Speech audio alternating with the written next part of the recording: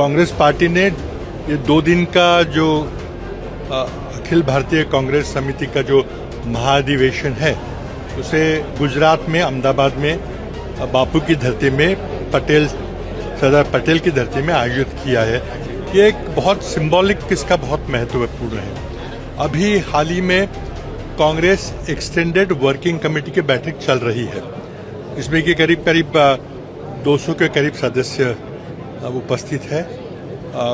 कुछ विशेष निमंत्रित सदस्यों को भी बुलाया है और कल पूरा दिन भर ओपन अधिवेशन होगा, जो कि महाअधिवेशन है। आज एक प्रस्ताव रखा गया है, न्याय पथ उसका नाम है, जिससे कल पूरे अधिवेशन में उसकी चर्चा होगी।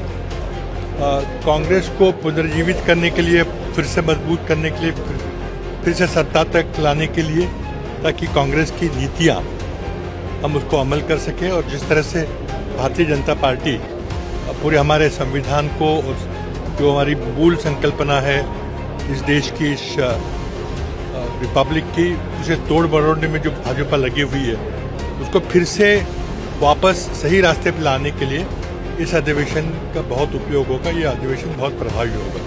कांग्रेस पार्टी का इतिहास रहा है आजादी के बाद से लगातार, या उससे पहले भी जब कांग्रेस पार्टी के जब अधिवेशन हुए, देश चाहे जैसे भी स्थिति में रहा हो, कांग्रेस पार्टी ने देश को एक नई उम्मीद, एक नई ऊर्जा देने का काम किया। आज के समय में देश में जो मौजूदा हालात हैं बीजेपी के शासन में, ऐसे में ये अधिवेशन आपको क्या लगता है कि देश को किस तरह से एक नई रास्ता दिखाएगा? पूरे देश के कांग्रेस के वरिष्ठ नेता इस अधिवेशन में सम्मिलित है।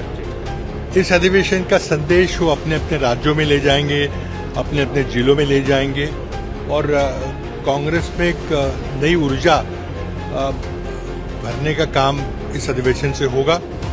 बहुत ही सीरियस चर्चा चल रही है।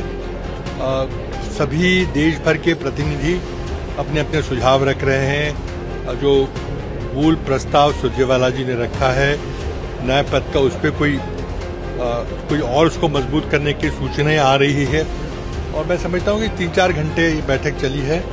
बहुत ही गंभीर वातावरण में ये बैठक चल रही है। इसका अवश्य कांग्रेस को मजबूत बनाने के लिए इसको उपयोग होगा।